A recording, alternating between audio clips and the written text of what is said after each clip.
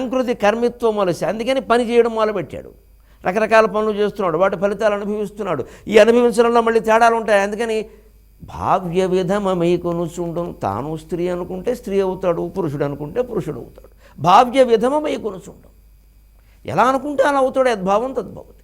అంటే ఈ జన్మలో ఉండగా మనం ఏమిటో ఆడాళ్ళు చాలా కష్టాలు పడుతున్నారని ఆడదనుకుంది అనుకోండి, ఆవిడకి మగ జన్మమే ఆసక్తి ఉందన్నమాట. మగ జన్మమే పుడుతుంది, ఇంకా అప్పుడు వేరే కష్టాలు ఉంటాయి. మగాళ్ళందరూ సుఖంగా ఉన్నారా? అదో అజ్ఞానం. ఇది భారతంలోనే ఒక కథ ఉంటుంది. ఒక రాజుగారు వేటకెళ్ళి అలిచిపోయిన తర్వాత అక్కడ పడుకు చెరువులో స్నానం చేస్తాడు. మామూలుగా 2 నిమిషాలు చేసి వస్తే సరిపోయేది. ఈత కొట్టాడు, జలకాలు ఆడాడు, చాలా హడావుడి చేశాడు. ఆ చెరువుకు శక్తి ఉంది, ఈయనకి తెలియదు. అది ఆడాళ్ళని మొగాళ్ళగాను, మొగాళ్ళని ఆడాళ్ళగాను మారుస్తుంది. చిత్రమైన కథ. ఈయన మారిపోయాడు, ఆడదైపోయాడు. సైనికులందరూ ఈయన వదిలిపెట్టి వెళ్ళిపోయారు. ఎవడో అనుకున్నారు, ఎంత చెప్పినా వెంటలేదు. అక్కడి నుంచి ఈయన అక్కడ స్థానికుడిని ఎవడో పెళ్లి చేసుకున్నాడు, వాడితో పిల్లల్ని కన్నాడు.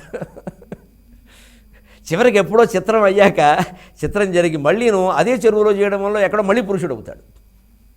అప్పుడు పూర్వం ఈయన కొంతమంది కొడుకులు ఉన్నారు, వాళ్ళ దగ్గరికి వెడితే వాళ్ళు నమ్ముతారు. మరి వీళ్ళు ఈ కొత్తగా పుట్టిన వాళ్ళు ఏమయ్యారు?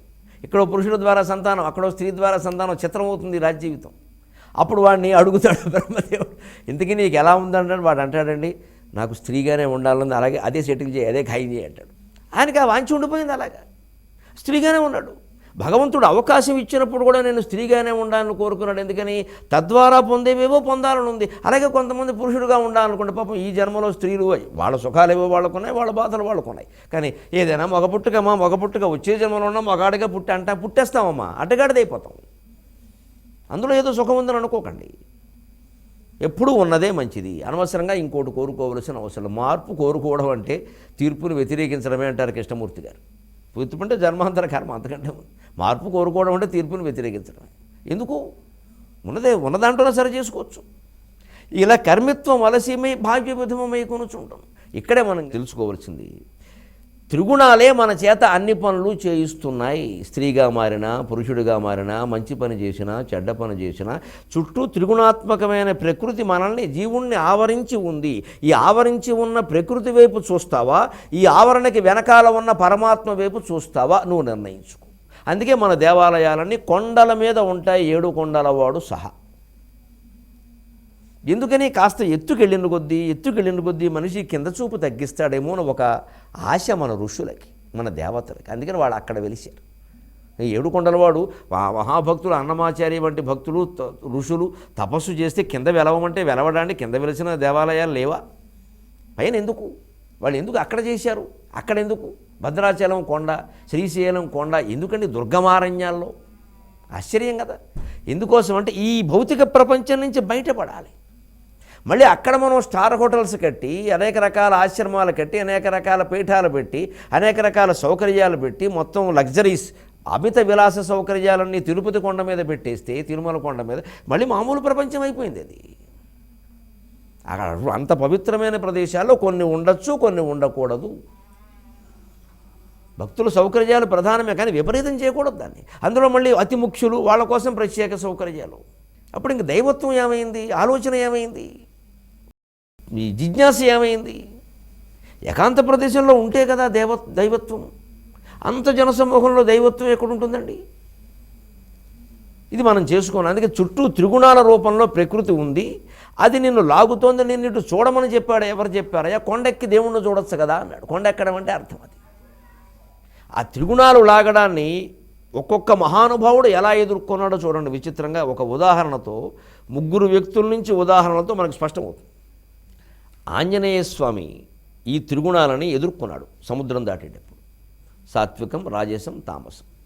సాత్విక ఆటంకం రూపంలో వచ్చాడు మైనాకుడు. అంటే బతిమాలాడు, కాసేపు విశ్రాంతి తీసుకోవయ్యా, అది ఇది అని. ఈయన వద్దన్నాడు. అది సాత్వికాన్ని ఎదుర్కొన్నాడు. అదే రాజసాటంకం రూపంలో వచ్చాడు, సురస వచ్చింది. ఈయన శరీరం పెంచడం, ఆవిడ పెంచడం, ఆవిడ పెంచడం, ఈయన పెంచడం, మళ్ళీ ఆవిడ పెంచడం, ఈయన పెంచడం. ఇది రాజకీయమైన పోటీ.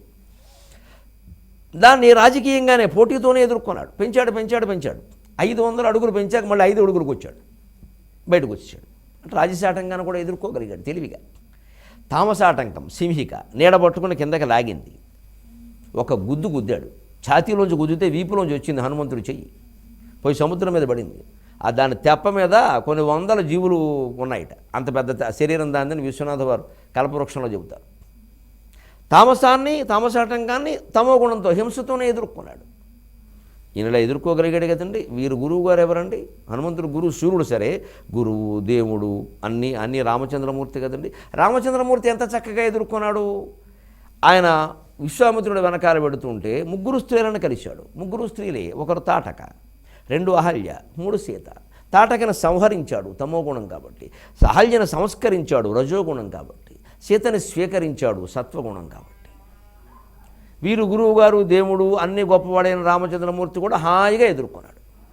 గమనించండి, హనుమంతుడు శిష్యుడు రాముడికి, భక్తుడు, సేవకుడు అని మనకు తెలుసును కదా. అందుకని భక్తుడు, సేవకుడు, శిష్యుడు అయినటువంటి హనుమంతుడు రాముడితో సమానంగా సాత్విక రాజస తామస ఆటంకాలను ఎదుర్కోగలిగాడు. త్రిగుణాలని జయించగలిగాడు స్వామి. ఈయన గురువు, దేవుడు, గొప్పవాడైనటువంటి రాముడు కూడా సాత్విక రాజస తామసాటంకాలను ఎదుర్కోగలిగాడు, జయించగలిగాడు. కానీ విచిత్రం, హనుమంతుడికి గురువు దేవుడు రాముడైతే రాముడికి గురువు దేవుడు విశ్వామిత్రుడు కదండి, ఆయన ఎదుర్కోలేకపోయాడు. ఆశ్చర్యం కదా. ఎవరు శక్తి సామర్థ్యాలు ఎవరు నిర్ణయిస్తారు? ఆయనకి సరిగ్గా తపస్సు చేస్తుంటే మీరు గమనించండి, 3 దిక్కుల్లో 3 ఆటంకాలు వచ్చాయి. 1 సాత్వికం, 2 రాజసం, 3 తామసం. మేనక ఎదురైంది. ఇది తమోగుణం, కామం, లైంగిక ప్రక్రియలని తమోగుణం. అందుకే తమోగుణానికి అధిపతి నివృత్తి. అందుకే దంపతులను నైరుతమూల పడుకోమని చెబుతారు. మేనకని ఆయన వశమైపోయాడు, తమోగుణాన్ని ఎదిరించలేకపోయాడు. 10 ఏళ్ల తపస్సు, 15 ఏళ్ల తపస్సు గంగలో కలిసింది. రజోగుణం, వశిష్ఠునితో పోటీ పడ్డాడు. త్రిశంకుడికి బొందితో స్వర్గాన్ని ఆయన ఇప్పించలేకపోతే నేను ఇప్పిస్తానన్నాడు. ఇది రజోగుణం. అక్కడ స్వర్గం అంతా సృష్టించాడు, రంభన పెట్టాడు. ఏం ఉపయోగం? మళ్ళీ మొత్తం అంతా వృధా అయింది. ఈయన పౌరుషం మిగిలిన తప్పితే వృధా అయిపోయింది. మళ్ళీ 25 ఏళ్ళు తపస్సు చేసుకోవాల్సి వచ్చింది.